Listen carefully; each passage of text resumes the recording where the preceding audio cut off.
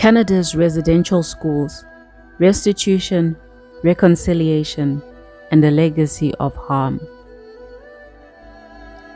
For over 150 years, Canada operated a system designed not to educate Indigenous children, but to erase them.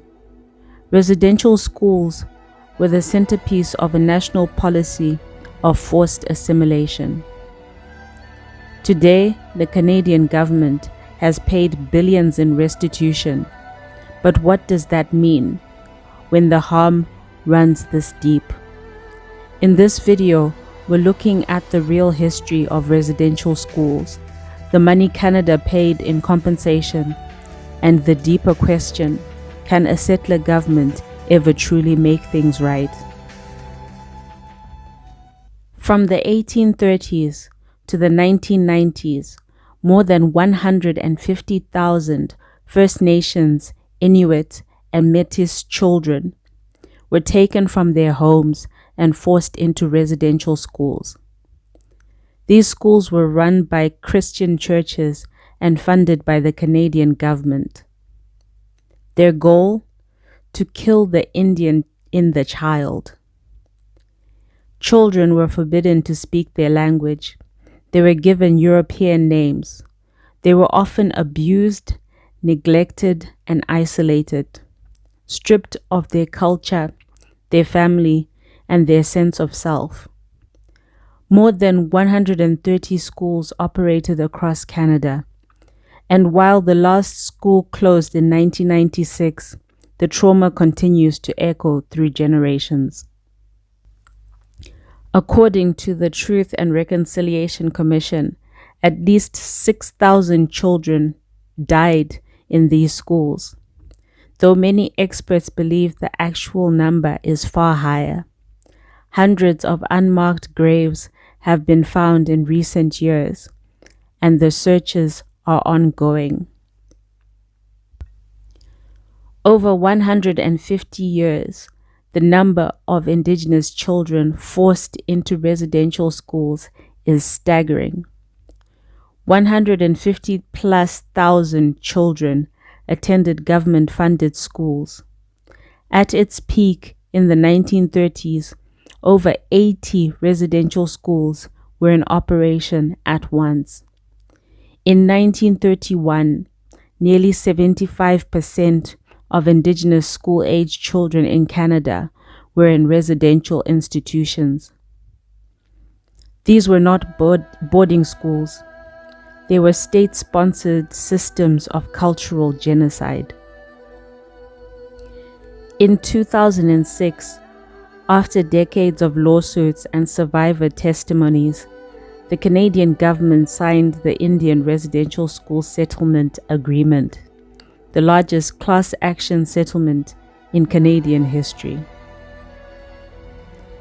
It included $1.9 billion in common experience payments paid to over 79,000 survivors based on years spent in residential schools.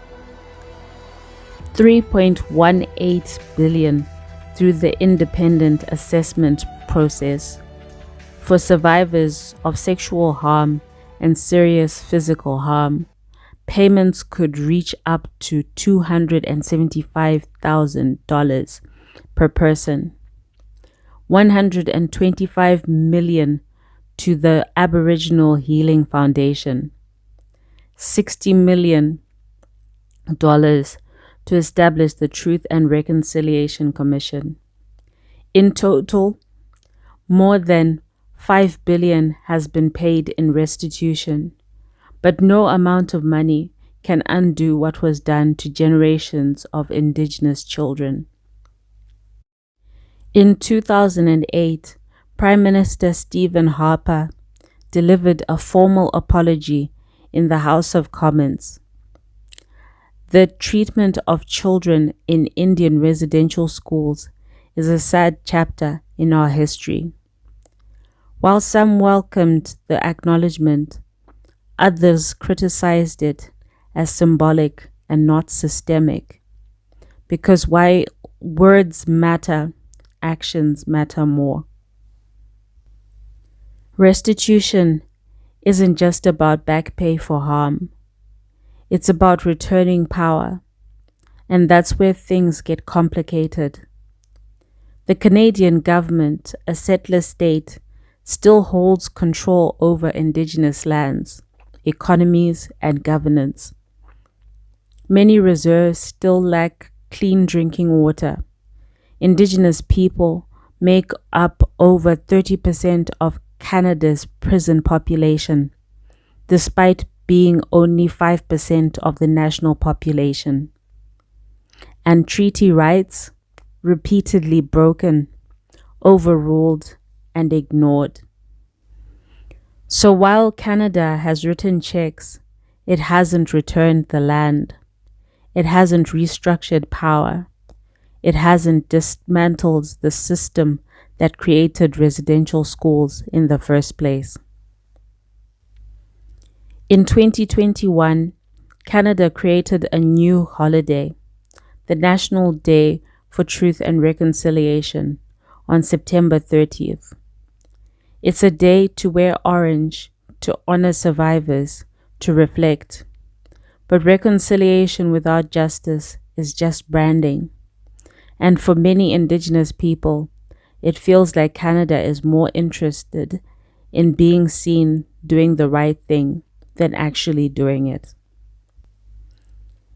It needs to be noted that residential schools were not a mistake. They were policy, a system, and a tool of colonization. And while money has changed hands, the deeper work of restitution, land back, language revival, Indigenous self-determination is still far from complete. The question isn't just what Canada did, but it's what it's still doing. And until that changes, reconciliation remains unfinished.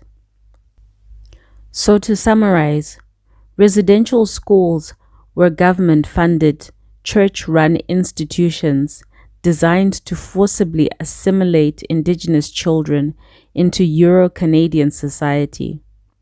Operating for over 150 years, these schools sought to strip Indigenous children of their language, culture, identity, and family ties.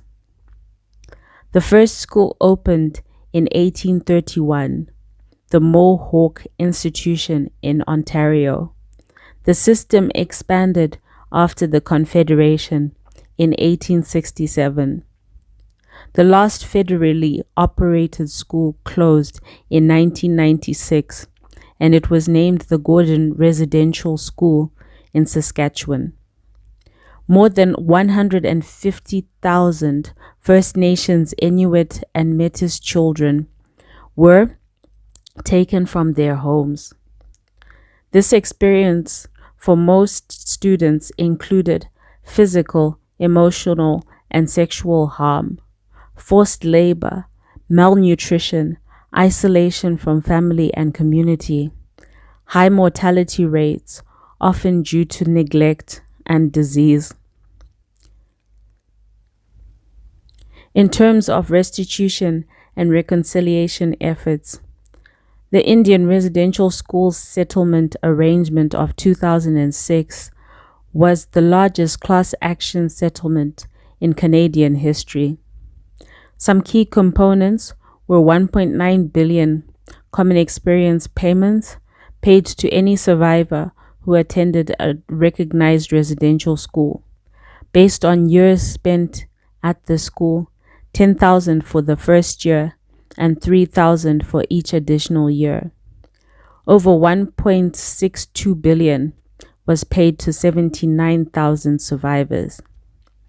Independent assessment processes for survivors who suffered sexual and serious physical harm. Payouts could reach up to 275,000 with additional compensation for loss of income. Over 3.18 billion was paid to more than 38,000 claimants. That is how abusive the system was. In terms of the Truth and Reconciliation Commission, launched in 2008 to document survivors' stories and to educate Canadians. It issued 94 calls to action in 2015 to redress the legacy of residential schools and advance reconciliation. The commemoration fund, 20 million, was set aside to support community-based remembrance and healing. Other government actions included an official apology in 2008 from Prime Minister Stephen Harper, who conceded the treatment of children in Indian residential schools is a sad chapter in our history.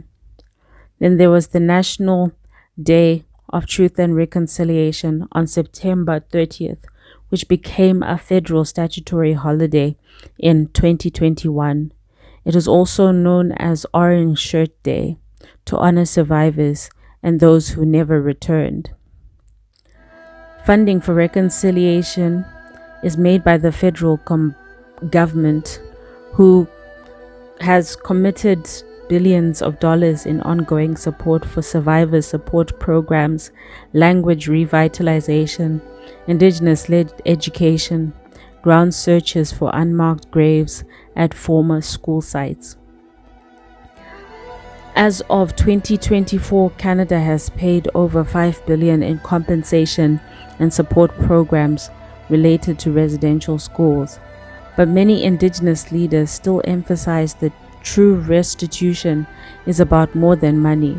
It involves systemic change, land back, education reform, and long-term healing.